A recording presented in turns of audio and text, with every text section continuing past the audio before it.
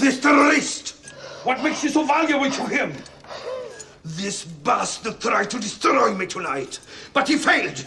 At sunrise, I will hunt him down and have his skin hanging on the wall. You don't have to hunt him. What? He'll find you. Are you insane? One man against trained commandos. Who do you think this man is? God. Oh, God would have mercy. He won't. All right, people. Happy 2024. Hope you all had a wonderful new year. We decided, because we're so nice, we're recording because we have no lives. Yeah, we've nothing better to do. And we're losers.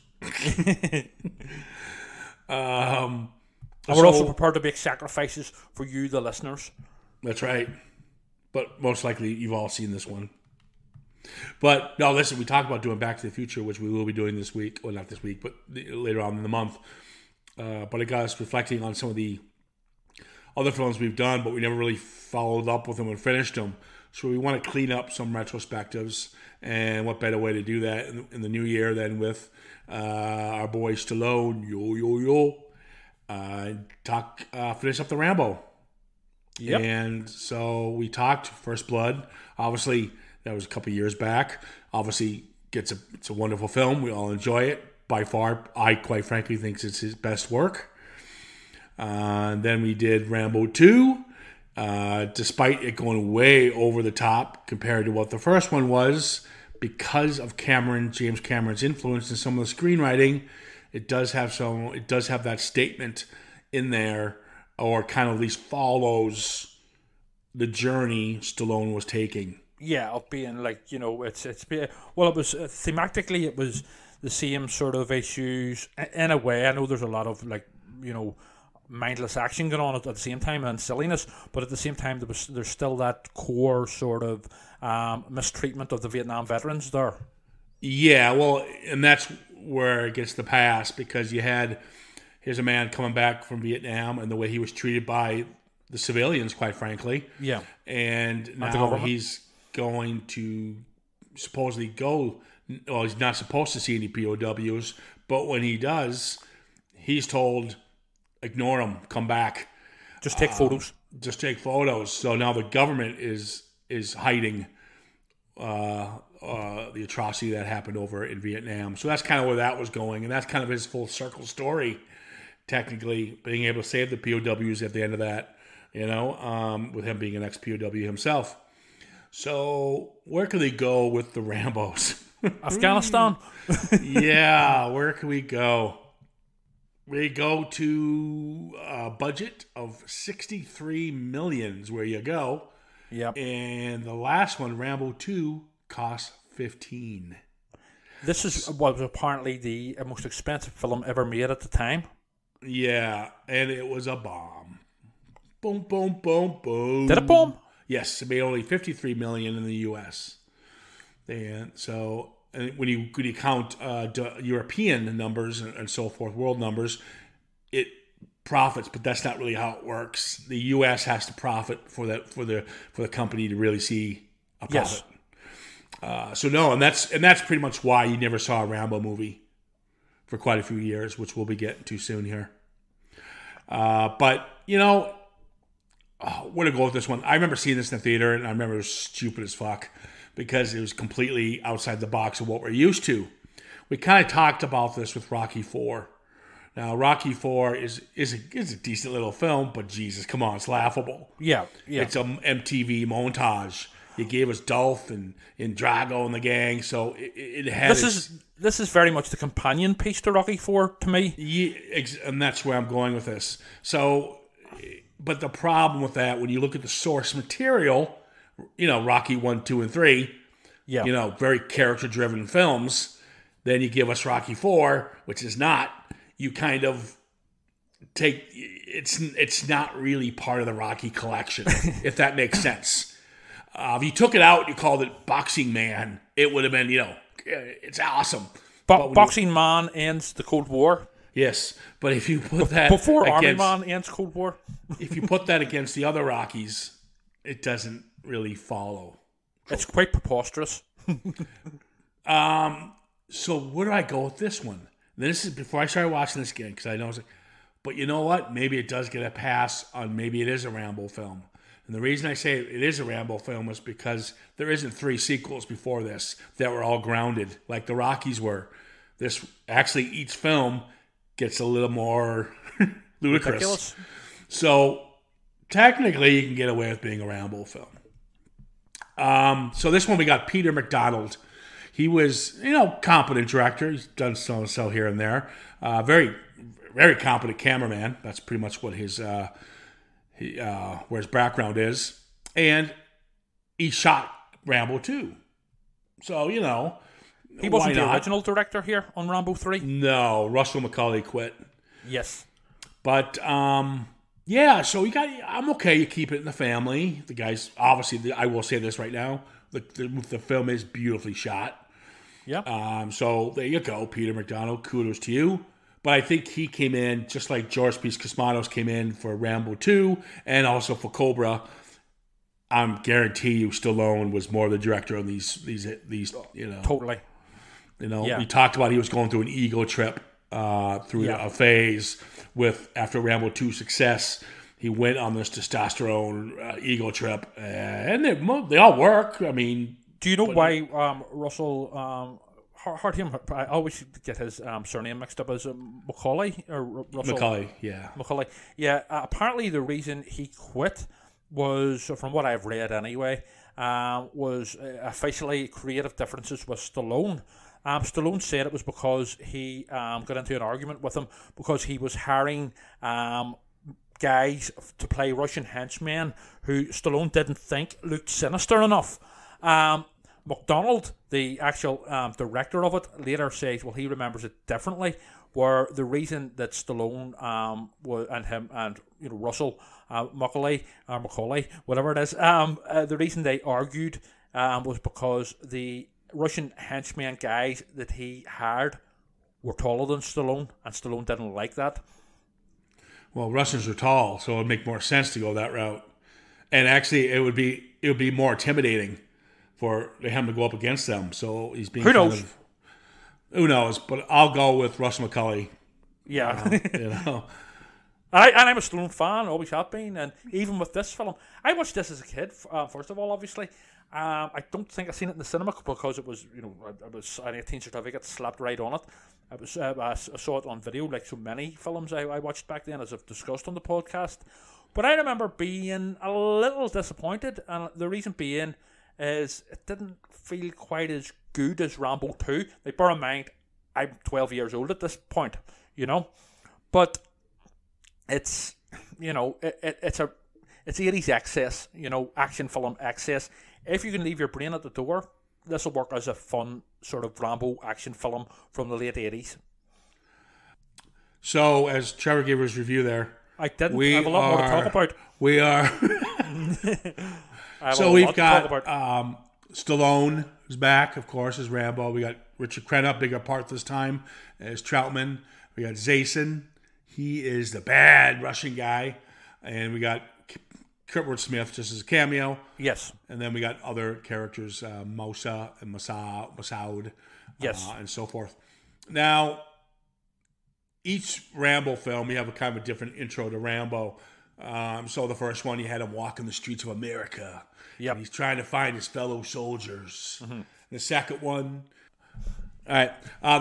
he's in a chain gang and he's doing hard time for the, he kind of deserved it, I guess. He blew up a town.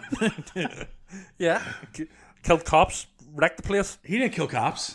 He killed, he didn't. It was sort of Galt with Galt. He, actually in the book, he kills Galt. But, there's ambiguity there with Galt. Galt falls out of the helicopter. That was an accident, and it was self-defense. I suppose maybe he's guilty of manslaughter then. Yeah, it could be. Or involuntary manslaughter. Yeah. All right, so this time he's in Thailand, and he's a stick fighter. But he's also a Buddhist monk and helps the Buddhist monks. So there's a conflict there because they're peaceful. He's building, and that's why he refuses to go up. When Griggs shows up with Troutman, they ask him, "We got to go and save some Afghanistan, this little region, which is being they're using, what do you call them?" Weapons, yes, not of mass destruction, but weapons, chemical warfare and stuff like that. Yes. And we got to go stop them. Genocide on the people of Afghanistan that they're sent by the Russians. Yeah, and they're using this one region maybe to test the product. I don't know, but obviously it's based on real life events at the time where Russia had invaded Afghanistan. Let me ask you this.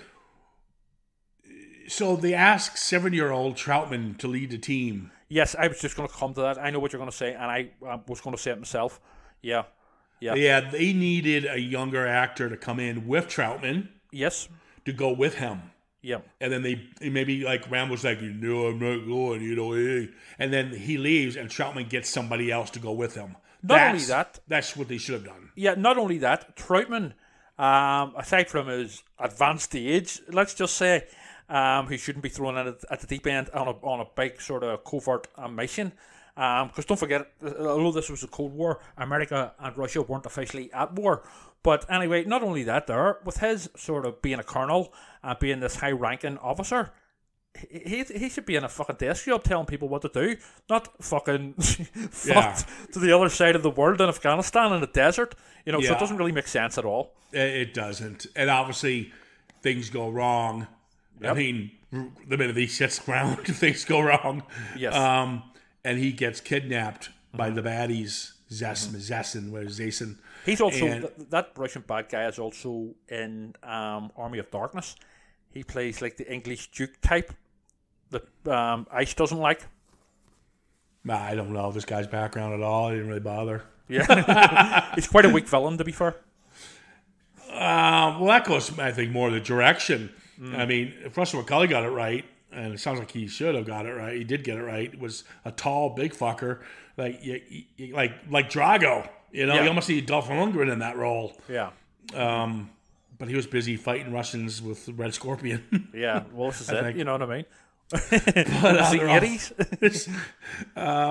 So yeah, I just thought there's your story. He's got to go and get Troutman out, and it's okay so far. Like I said at the beginning of the podcast, I mean, we're trying like, do we want a story here because it's fucking Rambo? But you kind of do, and so far it isn't bad. I do like the fact Troutman gets caught right away because thank God he's not doing much action scenes at this point. Think he would have been capable of it. Richard Crenna at the time, Yeah. And it doesn't Rambo. He decides to go because there's no rescue team coming. Yes. So he's like, hey. Kurtwood Smith says, this is all top secret. We can't send anybody in. Yeah, you don't exist. Yeah, that kind of thing. Yeah. Yeah. Then he's like, I've heard this all before. Yeah. Yeah, I'm used to it type thing. Yeah. Yeah. So, there's your story. But then he meets up with the Mujahideen, who are the rebel fighters over there, and then he gets his wee mate and the fucking annoying kid character. Yeah, that's one of the downfalls of this.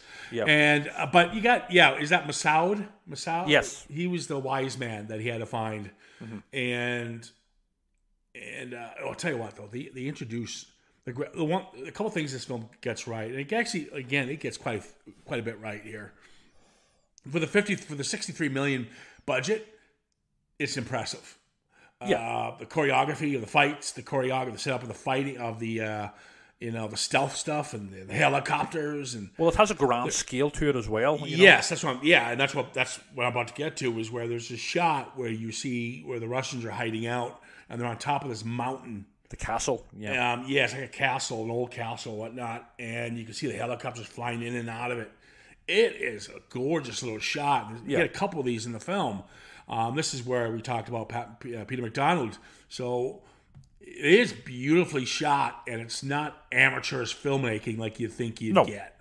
No, but I would say as well, just to add to that, that I feel that the first half of this film is by far the strongest. Completely disagree. Really? I think the second is better because it doesn't stop. Well, it depends on what you're looking for, but in terms of in terms of sort of scope and setting things up, it does a pretty good job. But that's an action film. It sets you up, and that's what the first half does perfectly. Yeah, and then the second act is going to be him going, "I'll kick ass." Mm-hmm. Let me ask you this. Yeah, and this is an important question. Go ahead. What the fuck? What people came up with the game where you got to grab a dead sheep and throw it in the circle? Apparently, it's a real game in the Afghanistan desert, with these sort of tribes people and stuff. Whether that's completely true or not, that's what I've read, that it is a real game. But it is a stupid scene, and it's just a set. It just feels like it's like a scene for padding, a filler scene. I don't think it's that. I think they just wanted to quickly look. He's being one with the other soldiers. One of us. Yeah, he's one of us with the rebels. But what a horrible fucking game! The poor dead sheep, and my God, and until this, you had all these toys coming out with Rambo. How the fuck are they gonna? How's Mattel gonna sell this? Well, this is the thing. This is what I believe is the reason where we'll have the child soldier character. Is because, when I was a kid, I had a Rambo gun, a toy gun, not a real gun. There was Rambo knives. The Rambo was very popular with the young boys, especially. And, these companies knew this. So I believe the reason for the child soldier character that helps Rambo, even though Rambo tells him to go back, but obviously he's not going to. So I believe that was put in for the kids, for the kids to identify with, The dead sheep? No, not the dead sheep, the child soldier. Well, we're talking about the dead sheep game. Yes, I'm talking about the tribe overall, because the wee kid's in this as well. And you mentioned Mattel. That's what I'm talking about as well. Oh, well, okay, so you're saying they put the kid in there so they can sell the dead sheep game, Mattel? Not the dead sheep game, but they just... Can you see that commercial now? Mattel. From Rambo 3. The dead sheep game. Dead sheep American football. I can see the heading, dead sheep sold separately. But batteries not included. Fucking hell. But no, I think I was more sort of my point was whenever you said about Mattel and say yes, well, obviously they're trying to sell this to the child audiences as well, and that's why I was talking about the child soldier character who's really annoying. Yeah. The problem with having takes away from the film. Yeah, if you have a kid in this, some of the stuff works with them. With the having to get him out when the kid gets shot. But what does work, what they should have done is have more of a vulnerable character of age wanting to help Rambo because he wants to help, he wants to get revenge or whatever reason, and have an older veteran come into that part and help Rambo out. He can still get hurt when he's trying to get out Troutman and all, but having a kid just... I don't need this fucking PG 3 men and a baby or fucking it was Son shit. of Rambo. It became Son of Rambo whenever the kids in it. It does take away from it. Obviously, child soldiers are a real thing. Especially in wars like this and stuff. But they wouldn't be quite as cutesy and quirky as they are in this film. Don't get me wrong. I'm not saying that this film is in any way grounded anyway because it's not really. But it does take away from it, and it's a distraction. And to be honest, they could have used it maybe in a better way with a child, maybe for real powerful emotional weight. They could have had the kid being killed, and that would have really give Rambo a proper sort of, this time it's personal vendetta against the Russians. Like they had with his girlfriend in the cinema. That's the problem though. Then you're just copying and pasting what happened to Coe. So better than fucking having to be Brat survive anyway. Yeah, well, we'll talk about the brutality of this film. This film got in trouble. It was considered the most violent film of all time when it came out. Yeah, 153 deaths, 221 scenes of violence. And I'm gonna. This is where it gets another pass for me. This is getting a lot more passes than I remember.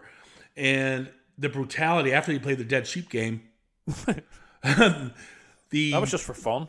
The Russians show up and they destroy this small little village, and they show kids, they show women getting Yes. pierced with bullets. Women with children. Yeah. And this isn't like, oh, fall down, you got shot. They show you them getting shot. Yeah. And well, that brings us to another point, but go ahead. It's a wonderfully tragic scene.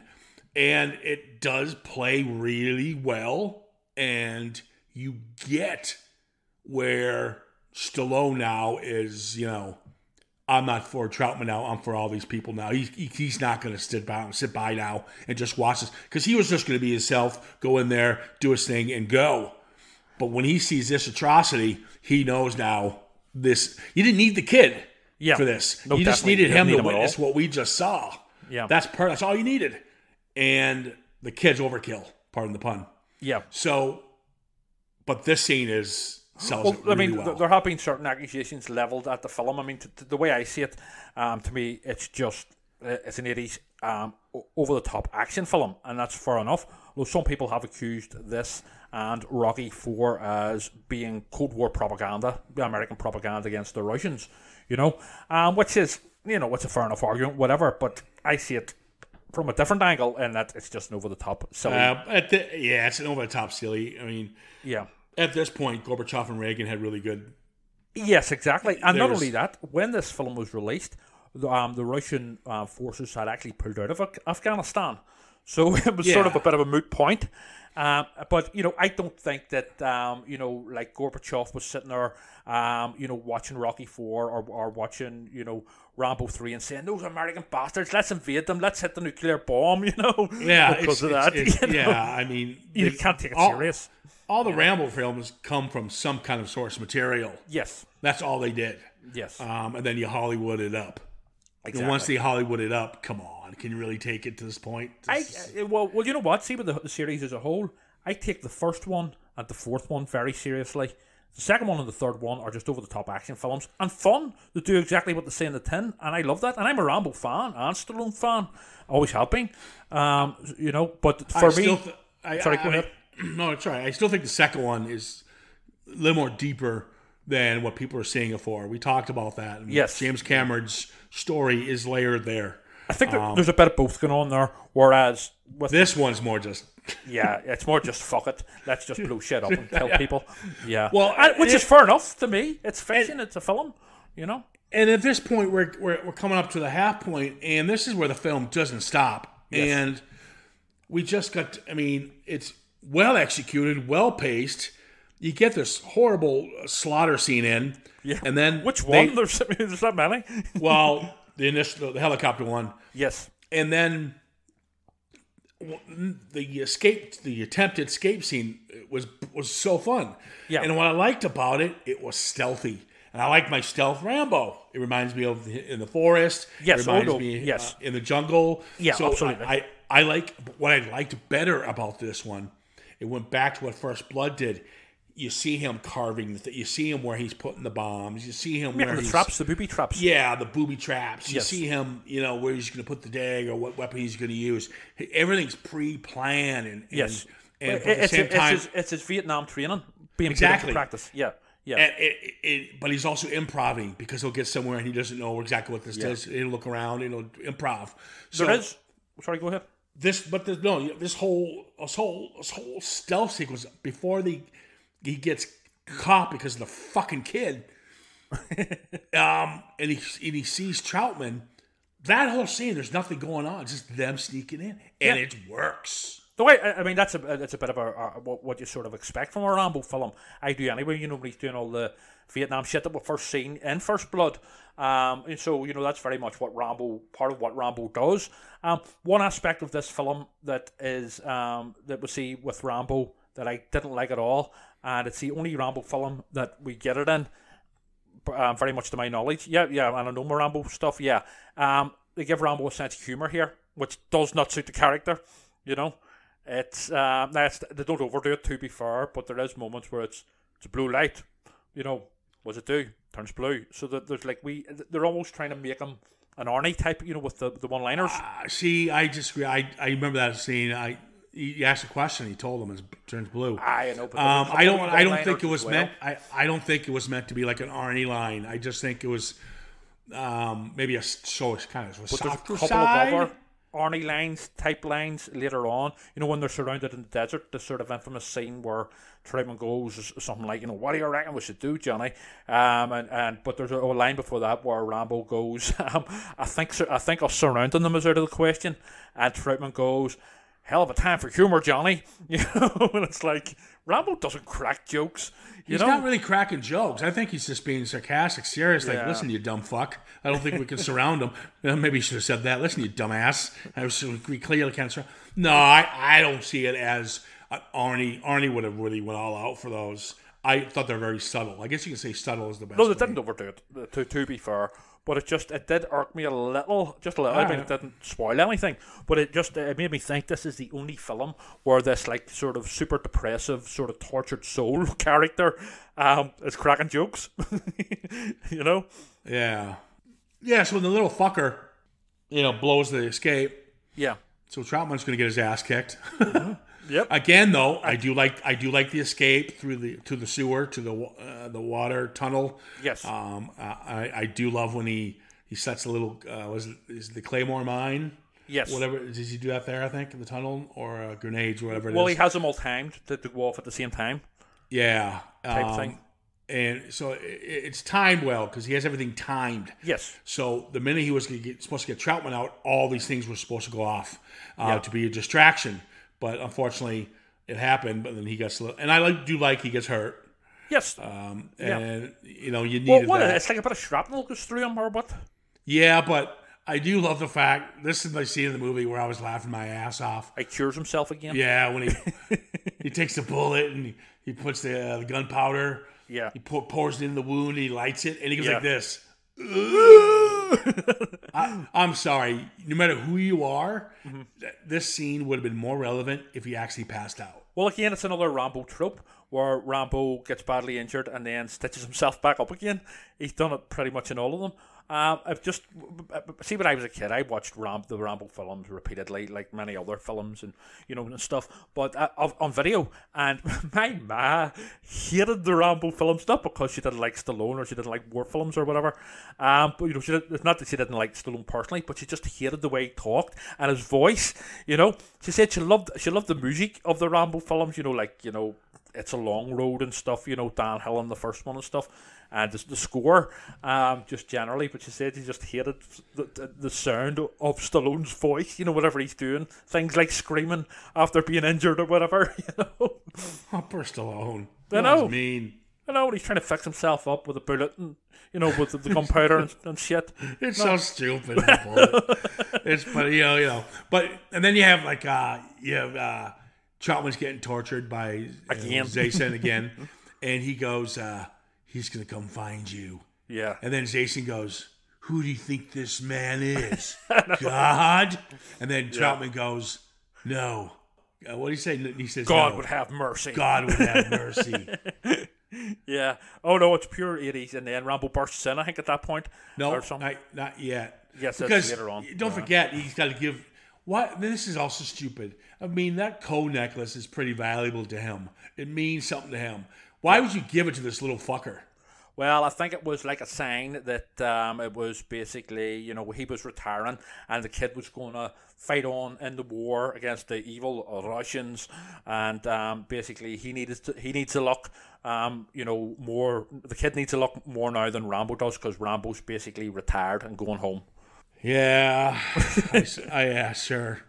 I don't know. I don't think he would have gave up such a valuable piece. Yeah, there was no emotional connection to basically his girlfriend, who he knew for 5 minutes but fell in love with.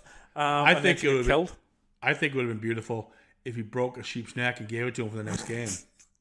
Well, the kid himself would have found it beautiful because that's like the fucking local sport for these tribes people. You know what I mean? That's sheep game. That's their football. On horseback God. too. It's like polo. Fucking hell. But with a dead sheep. Fuck. I don't know. Oh my God. So Rambo's set now. He's escaped, and now he's got to go back for a second time. Yeah. Yeah. But so he goes back in and pretty much kicks everyone's ass. Wrecks a place. Yeah. Yeah. Pretty much destroys it. At this point, there's a lot of casualties from the first time he went in from all the explosions and stuff. So the one thing that does kind of work is he's got to go in, take these guys out. And I do like the fact they do use Troutman. Troutman saves his life a couple times, which I do like to see. Yes. At least they're utilizing him because he is a Green Beret at the end of the day, or a Ranger or whatever he is. So he's going to still have those tactics. So it's nice they utilize him for that. Well, also I would say as well that the best acting here by far is by Richard Crenna. Now, he is sort of going through the motions as well, but I mean, you know, he hasn't much much rivalry there in the acting stakes, you know. When he that's grabs, okay. Yeah. I like when they go back to save the other prisoners. Yes. The women. Well, that harked back for me to the second one, you know. Yeah, leave no one behind. I would say as well, the final act of Rambo 3 is complete copy and paste of the final act of Rambo 2. Yeah, you do see, especially the helicopters. Yes, the you do see warships. But I think this is a better chase. I think this is better choreographed. Well, there's more money pumped into it. Now you do have the poor prisoner gets shot, but in dangling out of it in Rambo 2. He gets shot, but he's a POW. Oh, the poor bastard! Put him back in the helicopter. Yeah. This poor bastard. Oh, he's just a prisoner. Check him off the plane. Check him off the helicopter. He falls off the cliff. Yeah, he's like, yeah. No, well, to be fair, they do stuff like that just to sort of raise the ante, and you know, nobody's safe. But actually, you know, find rightly that Rambo's going to save the day along with Troutman. You know, I mean, this is all pretty much, you know, generic action stuff. But you know, that's okay. You know, I like when he's playing, the helicopters are coming after him. Yes. And there's two of them, him and Troutman. Yeah. And you got some people roaming the cliffs. There's a nice shot. Instead of him, he always have those montages in Rambo when he's getting all geared up and dressed up. Oh, yeah. But this time he's dressing up his bow and his arrow. And then you don't really know what he's doing. And it's it's my favorite shot of the entire film. All you see is this little rock, and you see this helicopter. He comes up from behind the rock and blows the shit out of the helicopter with his bow and arrow. Yeah, it's a great scene. It's a gorgeous shot. Yeah, there's a good. Sorry, go ahead. No, and then they go down to the caves. Yes, to hide from the Russians who are coming now because they know he's there, and another stealth thing, which I actually rather enjoy. Yeah. And then there's quite a reasonably good sort of fight with the big heavy henchman as well, and your man gets a good death as well. So when they hang him, but at the same time down the cape, but blows him up at the same time. yeah, that was awesome. He gets hung and then boom. Yeah, exactly, and goes down and then blows the shit out of him like a fucking piñata. One of the things I always remember about this film from watching it as a kid is the one of towards the end the climactic sort of fight where they're completely surrounded by the Russian army. So they are in the desert. It's basically the final fight. Yes. And Troutman says something like, "What do you reckon we should do, Johnny?" And there's a dramatic pause, and Rambo just cocks his rifle and goes, "Fuck them," to take them on and win. Well, that's the way to do it. I mean, the guy, that's Rambo, because he's like, well, we're dead. Yeah. So fuck it, let's just go for it. Yeah, and the Mujahideen help them out though. Yes, so and then Omar Sharif, which I call him, he shows up because he looks just like Omar Sharif. Yeah, and Lawrence of Arabia too. Yeah. Yes, he looks just like him, and then him and Massa show up. He's the older, wiser one. Yeah, to save the day. And then they go back home to the village and play sheep ball on horses. Yeah, but I do love when he's got the tank, and here comes the copter, and he fucking riddles the bullets, and you see Zyson just get riddled with bullets. Oh, you see his the squids do a good job. You see, flesh pumping out, and all sorts. Yeah, it's quite a good death for him. Although he's not, he's a bit of he's almost pantomime villainy, but he's not the best villain. The problem was Jason is that not the actor's fault. I think you needed him to torture some kids. Or something really. I know that sounds horrible. No, you need to give him some weight. Yeah, as a villain. Yes, we have the atrocity of the helicopter taking out this village, but he's behind the wheel. It's not as, I know it sounds so sick, it's not as personal. You won't take it like that in a Hollywood film. Yeah. If you have him in a prison beating the shit out of a kid or a woman, Yeah. and you see him do it. That's all you. It doesn't have to be brutal. I mean, just a couple whacks. It also resorts back to the sick bastard. It also resorts back to the 1980s action film Hollywood trope of casting a British stage actor as a sort of, and paying him very well as the villain. With Hans Gruber, you had, what would you call it? The actor who plays him. It's too bad you couldn't bring Stephen Burkoff back from the second one. I was just going to say Stephen Burkoff from the second one. Although he got the shit blown out of him in the second one, so that would we get into the realms of could have been horror. his brother. Yeah, that's his twin brother out for revenge, like Jeremy Irons in Die Hard with a Vengeance. But yeah, so I mean, there's a lot of tropes, but it's easy for us to smugly, in retrospect, sort of look back. But at the time, this was a big deal, and it was living through it at the time, and it was entertaining. It's entertaining nonsense. Leave your brain at the door.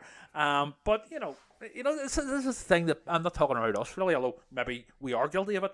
But there is a sort of a certain sort of element of film fans these days who sort of smugly and condescendingly look back on old films and TV shows with a sneer and sort of mock them, but it's not coming from a sort of place of warmth. It's coming from a place of, aren't we so much clever these days than those silly people in the past? So you have to take it in context, these types of films, and they are what they are, and you enjoy them on their own sake, And like any good Rambo film, you got to end with a theme song. This one's Bill Medley.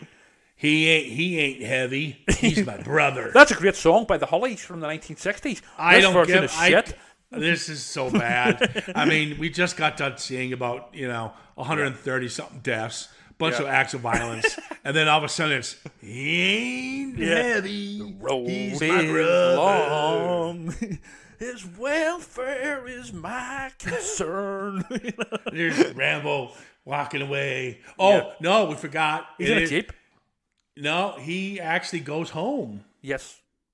No, you don't see it in that's this the next one. one. That's the next one. Yes, that's the next one. But it's sort of suggested that he's going home in this at the end of it. Yes, when he's driving away with what do you call it, Richard Crenna Troutman in the sort of wee truck thing, and the crack a joke. We must be getting soft or something, or old or something. And no, it's the fourth one. He actually does go home, and you see it. The fourth one is really grounded. The fourth one he doesn't go home yet. The fifth one he does. No, the fourth one at the end he goes home. Oh yes, the fifth one's when he is home. The fourth one at the very end he goes home. Yes. Yeah. Well, and that's the one thing the Rambos do get right, and that's probably because of Stallone, is the continuity of Rambo's character. Yeah. Does carry over quite well, and this is years later in the next two Rambos, the final two, which we'll be talking about in the next podcast. Listen, I love First Blood. It's probably my favorite. It's Stallone a classic film, next to Rocky and next to Nighthawks. Older Stallone, I liked older movie Stallone, but I liked Rambo 2 for what it was. I do think there's more meat on the bone there, story wise. Yeah. And this one I was revisiting. I'm like, oh Jesus, here we go. But I'll tell you what, I fucking had a smile on my face. Yeah. I love stealth mode Stallone, and he had that twice in this film. I wanted fucking gore, casualties galore. Holy shit, did I get it? They didn't oversell the other characters. He is the main focus, him and Troutman. It does what it's meant to do. It does what it's meant to do. He should have chucked out the fucking kid. I'd have chucked out the kid out of the helicopter instead of poor prisoner. You know what I would have done? This sounds horrible, and I'll probably get in trouble for saying this. Maybe let the poor sheep go after that kid and let the sheep play some fucking get its revenge. Dead kid ball. That's a horror film. Yeah.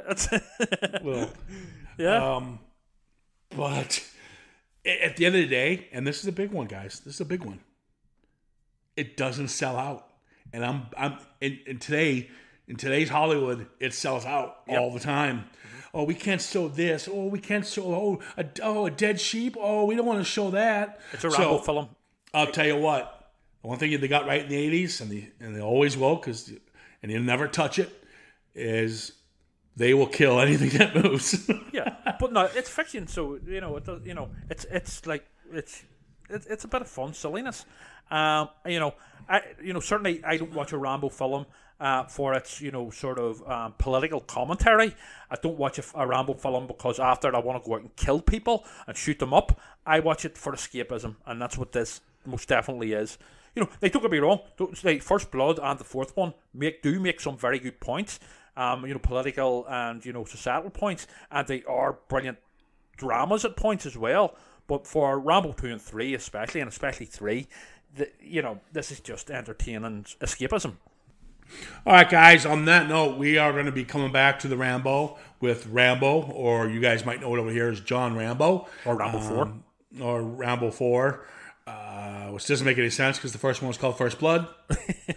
So we won't dive into that continuity problem. But anyways, look forward to revisiting Rambo. I remember seeing it in the theater and having a great time.